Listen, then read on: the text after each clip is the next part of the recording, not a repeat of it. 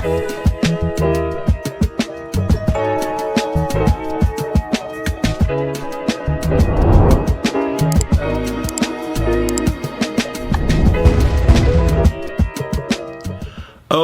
everybody, welcome to another episode of On the Wrist from Off the Cuff. Today, a really cool Spinnaker update for you guys. A little bit about the brand. They offer classic nautical design aesthetics and an affordable modern package. Now, in terms of the type of watch, this is a dive watch. Some key characteristics and design. When you're looking for a diver, of course, you're going to want to see water resistance, typically through some type of screw-down crown. You're going to want to see that's tough, legible, with a dive time bezel, and a diver's extension is always nice if on bracelet. This is their whole diver in the Liberty Blue colorway, and the whole collection evokes an appreciation for the cushion case in watch design. Carefully made, the hull, like its namesake, is nautically inspired, streamlined, and wearable. And it's also available on a bracelet, which is great. I haven't reviewed this model in a long time, and honestly, this line has continued to evolve, and this is not a new release for them. It's been out for a while, but Spinnaker reached out recently to see if I'd be interested in one of their newer releases, and along with that newer release, I said, hey, can we throw in this particular model? Because I would love to get a hands-on with it as well. So big shout out to Spinnaker for sending this piece in. You can get this for $445 direct from the brand. And yeah, it's pretty sweet. It's just like I expected. I've seen this line evolve over the years. You know, they added the bracelet, they've added the bezel and all that, added these really different colorways. I dig blue dials, guys, and the way that this kind of fume radial circular brush dial plays off of this loomed bezel insert, I think it's a whole lot of fun, and it's, you know, it's not very expensive at under $500. And Spinnaker is kind of one of those in-between brands because it's not quite a micro brand, but it's definitely not a big box brand, but you'll still find it in various retailers, whether they be online or maybe even sometimes, you know, in a brick and mortar space. So they've been able to scale and take advantage of those economies of scale to offer really high specs at lower price points. So yeah, pretty cool. So with that said, let's go ahead, zoom the camera out, get this piece in hand, and take a closer look. Okay, guys, so to start off, we all know that this cushion case shape was really popularized by Panerai. It's not necessarily owned by Panerai. There's been plenty of models with similar cushion case shapes. It's kind of like skin divers. During certain eras, just certain things became popular. And, you know, essentially the brand that had it the most popularity during those times often are remembered as kind of, you know, the brand within that space. But, you know, it doesn't always end up that way. It's not like the first person to ever come out with X style ends up being the most successful. So something like this Spinnaker actually, I think, plays really well in terms of having a bit of a crossover appeal within watch enthusiasts who know Panerai, and then non-watch enthusiasts who know nothing about Panerai, but they can recognize that kind of instant iconography when they look at a cushion case shape like this. I mean, check that out. And honestly, at the 42 millimeters that this comes in at, it is a very nice full-sized wearable diver. And it also has 300 meters of water resistance to boot. So it's not just big for the sake of being big for this design. I like that they went the extra mile and said, okay, let's make sure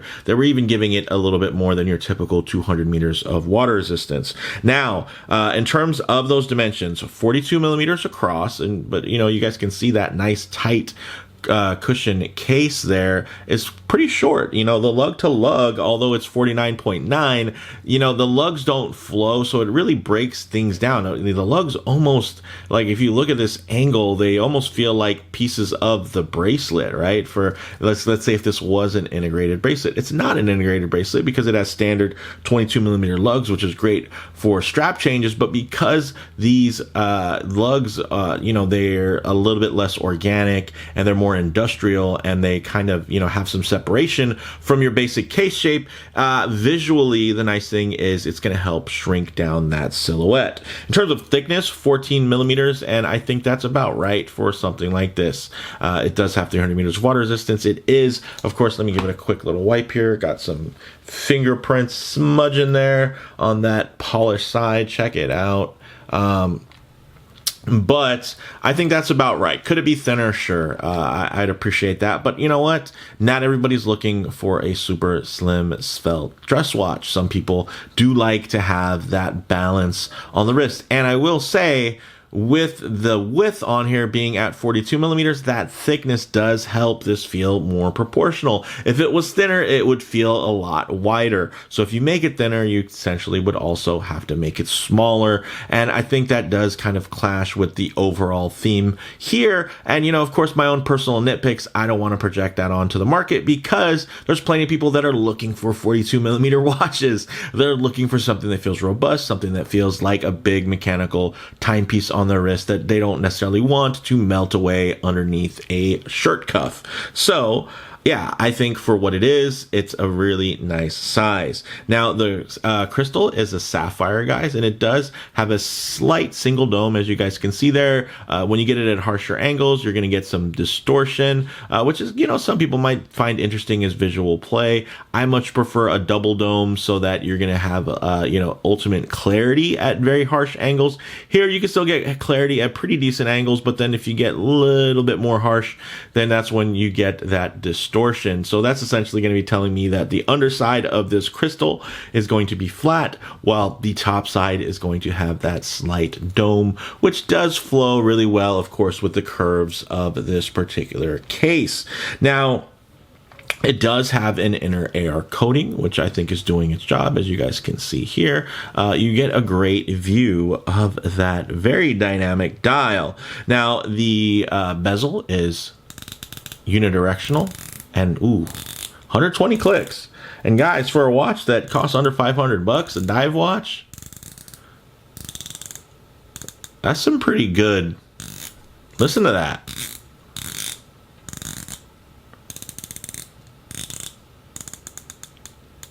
That's some pretty nice action.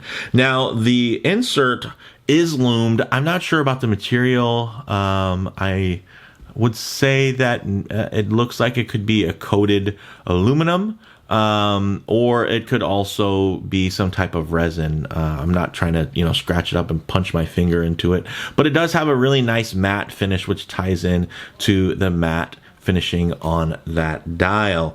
Now, inside, although you can't see it because it does have a solid and etched case back, as you guys can see here, is going to be your Seiko Instruments NH35, which is in so many different watches, guys. It has 41 hours of power reserve and beats at 3 hertz or 21,600 vibrations per hour in terms of that beat rate.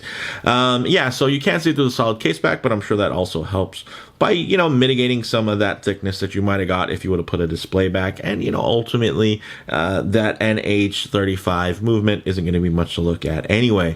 Now, the star here really is going to be this blue gradient dial. It does have a date at 3 o'clock with a nice, it's a negative display there, which I think goes great with this particular dial. So you have that darker disc with the white numeral on top.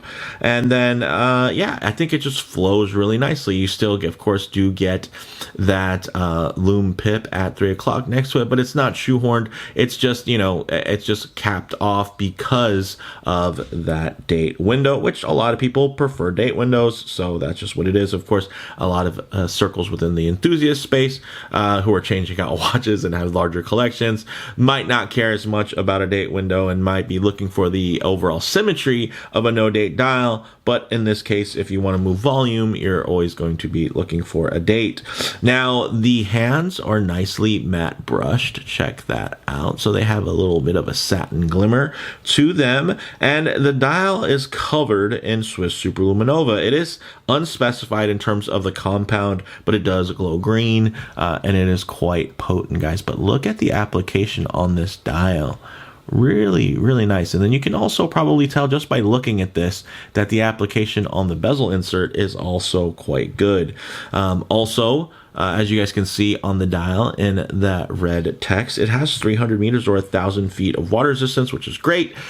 22 millimeter lug width, which is also awesome. So you can put this on a really nice leather strap. And I know it can be a little contradictory to put a dive watch on a leather strap, but this cushion case style, I would say really speaks to that particular aesthetic. So if you're up for it, this thing would look absolutely great on a nice tobacco brown leather strap, maybe a higher end material with a little bit of sheen, some gloss to it. I think that would look fantastic. This does have a nice little taper from 22 millimeters down to about 20 millimeters, and it does have this semi-milled clasp, which is really nice. It has a little flip lock, double push button, and check this out. It has, there you go, an old school stamped diver's extension. And you're also getting 3 positions of manual micro adjust. But yeah, I think that works out really well. But let's actually see how it wears on the wrist.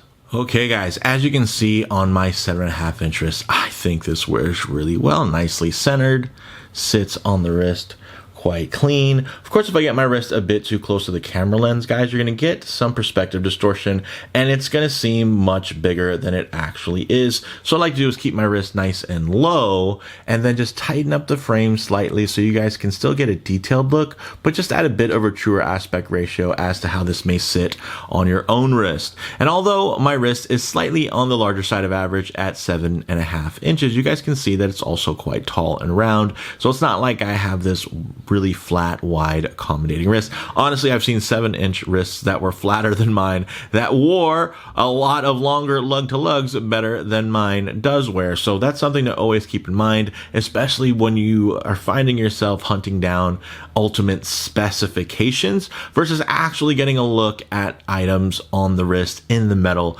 which is where you're going to start seeing proportions come much more into play. And I think the proportions here are beautifully dialed in. If it were any smaller, I think it would be too tall, and if it were any thinner, then I think it would be too wide. So I think it does hit a nice sweet spot. Check that out. Look at this angle here.